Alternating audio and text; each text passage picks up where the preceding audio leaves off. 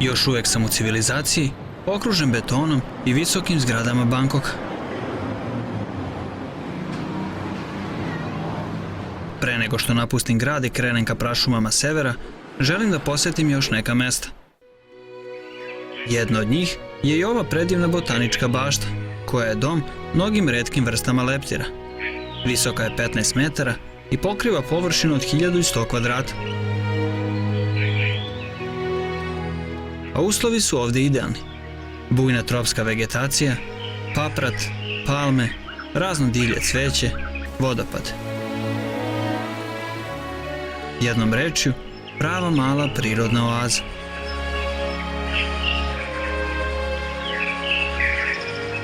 Prvi koji mi je poželeo dobrodošlicu je Troides eacus, veliki leptir iz porodice jedrilaca. Zovu ga još i zlatno ptičije krilo, ali ću se ipak držati latinskih naziva, budući da svaka zemlja ima neki svoj naziv za svaku vrstu. Troides eacus je otkriven 1860. godine, a danas živi na prostorima Južne Azije i Australije.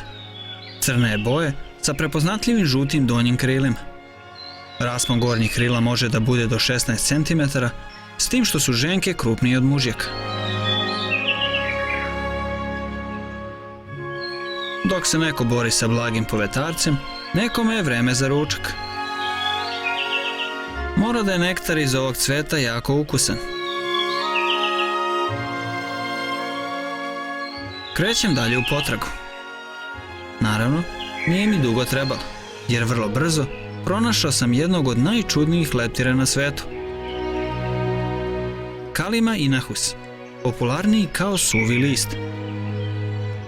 A jasno vam je i zbog čega taj naziv. Ovaj majstor kamuflaže nastanjuje tropske šume Azije, od Indije do Japana. Odličan je letač, a kada osjeti opasnost, pada poput suvog lista i tako dobro se kamuflira da ga ni jedna ptica ne može pronaći. Ovdje za to nema potrebe, jer prirodni neprijatelji ne postoje, pa na miru može da uživa u hrani. Miris trule, banane i ananasa nije baš prijatan ljudskom njuhu, ali njemu je to savršen obrok.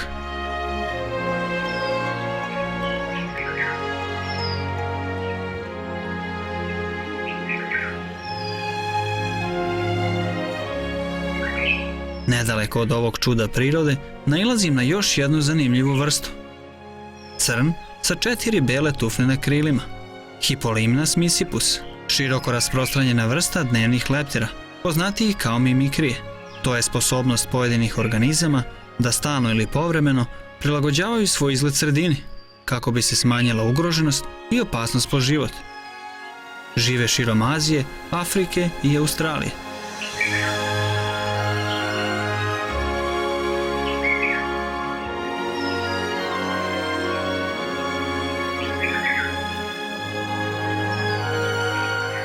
Leptiri su generalno zanimljivi insekti, pa u skladu sa tim treba pomenuti neke činjenice.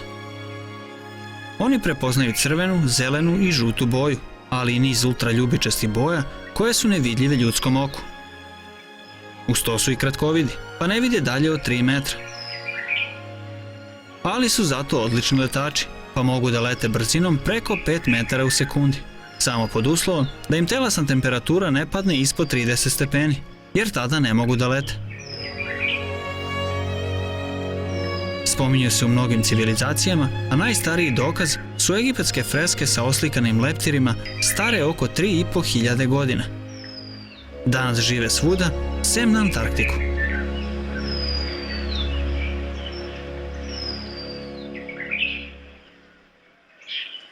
Botanička bašta sa leptirima nalazi se u sklopu Chatuchak parka, jednog od najstarijih javnih parkova u Bangkoku.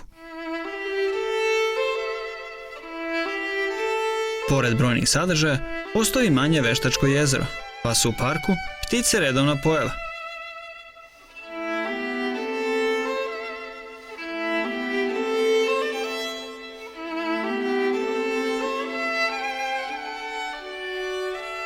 Čudan je osjećaj vidjeti ove čaplje u gradu između visokih oblakodera, ali eto primjera da ljudi i životinje mogu da žive zajedno bez ikakvih problema.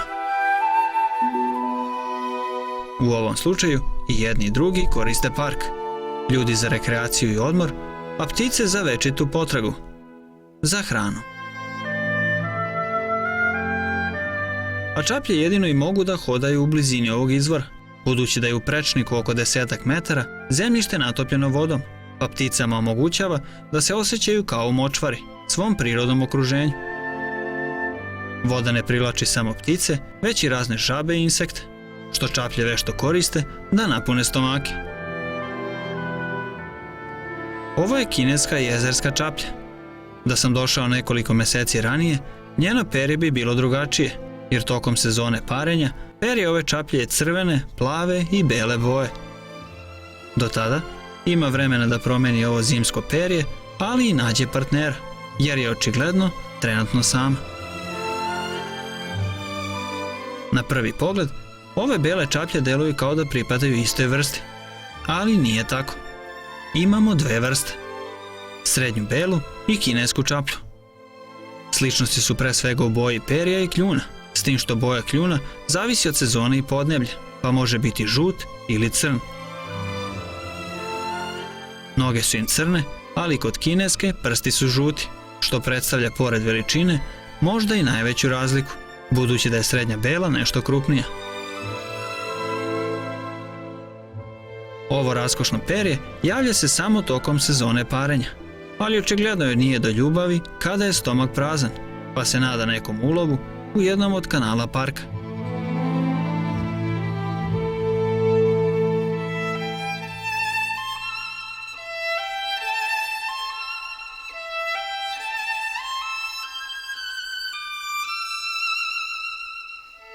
A park je zaista lep i velik, jer prostire se na 120 hektara.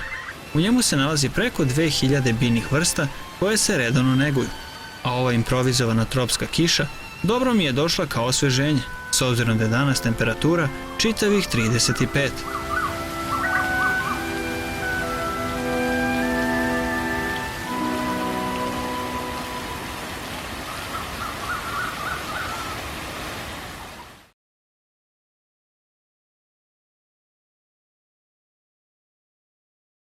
Pre nego što napustim Bangkok i uputim se ka prašumama severa, ostaje mi taman vremena da posjetim još jedno zanimljivo mesto.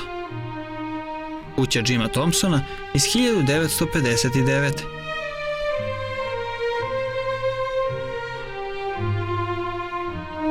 Zapravo, ovo je kompleks tradicionalnih tajlandskih kuća od tikovine, pretvorenih u muzej antikviteta i južnoazijske umetnosti.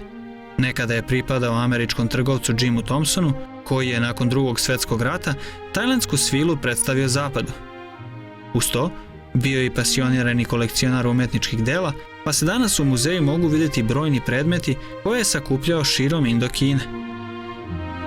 Na jednom takvom putovanju 1967. misteriozno je nestao u prašumama Malezije, a višemesečna potraga za njim smatra se jednom od najvećih u istoriji jugoistočne Azije.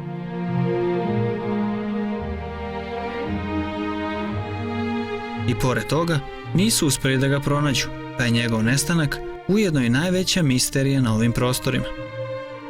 Thompson je bio bogataš iz Vašingtona, poslat tokom Drugog svjetskog rata na Tajland kao obaveštajac. Toliko je zavoleo ovu zemlju da je odlučio da napusti Ameriku i ostatak života provede na Tajlandu, pokušavajući da pomogne stanovništvu da se izvuče iz siromaštva. A rešenje je pronašao u jednom selu koje je uzgajalo svilenu bubu. Iz Amerike je ubrzo preneo sve delove neophodne za rešenje problema. Preneo je fabriku za proizvodnju svile, baš na ovo mesto.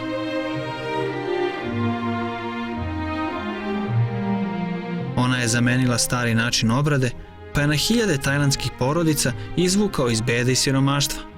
A posle je bilo, pa se danonoćno proizvodila čuvena tajlandska svila. Tajlanđani su mu u znak velike zahvalnosti donosili retke primjerke porcelana starih dinastija, figure iz Burme, predmete od žada iz Kine i mnoge druge predmete koji danas ukrašavaju njegovu kuću, pretvorenu u muzej.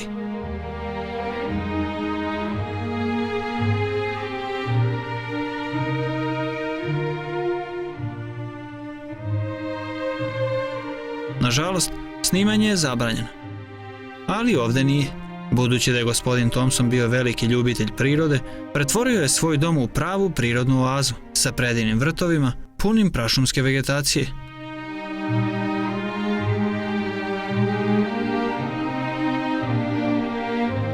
A tu je i manji bazen sa koloritnim japanskim šaranima i očaravajućim lotosima.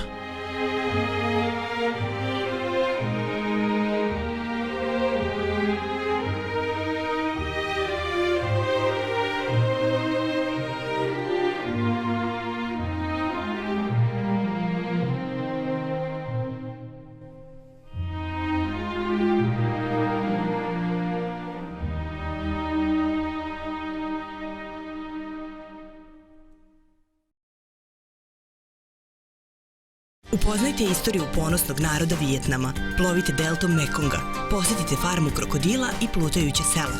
Dođite u Kambodžu, istražite Phnom Penh, čuvena polja smrti i budističke hramove Angkora. Preko Bangkoka nastavite avanturu u prašumama severa Tajlanda, gde ćete jahati slonove i upoznati mnoga plemena. Na kraju čeka vas odmor na tropskim plažama Phuketa uz nezaobilaznu taj masažu i čuvenu kuhinju. Otvorite nove horizonte i krenite u pravu avanturu sa Explorersima. Explorers, leave the circle. A u dvorištu ispred muzeja može se vidjeti kako nastaje svila. Krenimo redom. Počeci proizvodnje datiraju 3000. godine pre nove ere, a zbog velike vrednosti Kinezi su pod pretnjom smrtne kazne dugo čuvali tajnu svile. Međutim, postepeno se iz Kine preko Tajlanda i Indije proširila jugoistočnom i južnom Azijom, a u Evropu su je 2000 godina kasnije doneli vizantijski monasi, tako što su po legendi sakrili čaure svilene bube u bambusove štapove. Naravno, ove bube su vrlo značajne za proizvodnju svile, što me dovodi do panita. Kuva te iste bube pa mi objašnjava ceo proces. Naime, svila je prirodno tekstilno vlakno koje se dobije od čaure svilene bube koje luči fibroin, protein koji je u tečnom i lepljivom stanju. Kada dođe u kontakt sa vazduhom, ovaj protein prelazi u tvrdo stanje. Potom, svilena buba luči sericin, koji se vezuje sa fibroinom i na taj način stvaraju se svilene niti. A da ne bi došlo do njihovog oštećenja, čaure se kuvaju u ključaloj vodi. Rezultat toga su ove fine, tanke i veoma jake niti.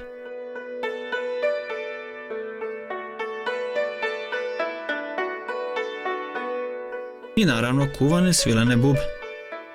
One su ovde sada višak, pa ih panit vadi iz vrele posude, daje mi jednu i objašnjava da je ovo mogao da bude leptir, ali nije uspeo da se preobrati, jer je završio u posudi za kuvanje.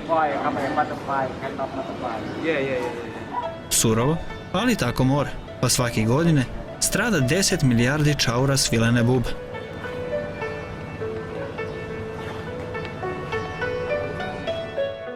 Ipak, naučnici rade na novoj metodi koja bi omogućila izdvajanje niti sirove svile, a da se pritom ne ubijaju gusenice.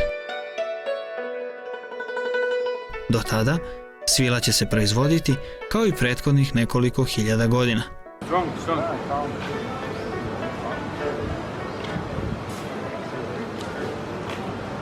That's for one. So many.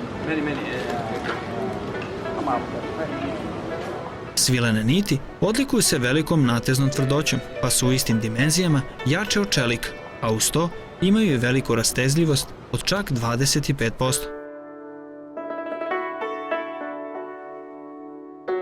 Na Tajlandu svila se pravi od dve vrste svilenih crva, kultivisanih i divljih, tokom cele godine, pogotovo posle žetve pirinča.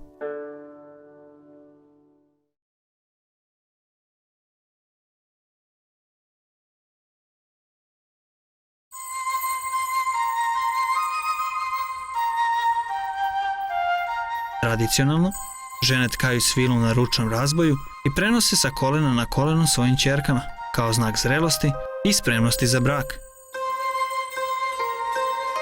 Sama svilena nit suviše je tanka da bi se sama koristila u tkanju, pa žene često kombinuju više njih da bi dobile jedno deblje upotrebljivo vlakno. To rade tako što ručno namotavaju niti na drveno vreteno. Ovim postupkom potrebno je 40 sati da bi se dobilo pola kilograma svile. Za ovaj zadatak Mnogi koriste mašinu za namotavanje, ali još ima svilenih niti koje se i ručno namotavaju, kao što demonstriraju dame u tradicionalnoj tajlandskoj nošnji. Svilena tkanina se zatim potapa u toplu vodu i izbeljuje pre bojenja, kako bi se uklonila prvobitna prirodna žuta boja. To se radi tako što se svilene niti uranjaju u velike kade sa hidrogen peroksidom, poznatijem kao varikina. Potom se boji, pere, suši i na kraju tka pomoću tradicionalnog razboja.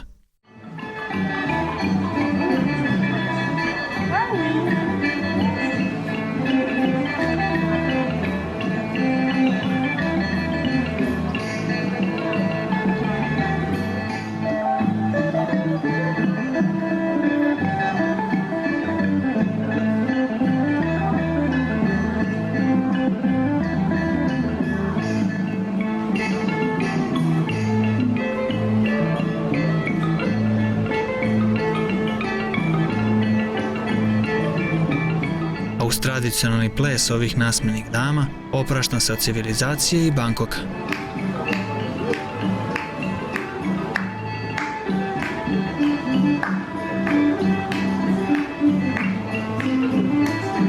Vreme je da pođem, jer čeka me 1000 km dug put do prašuma severnog Tajlanda.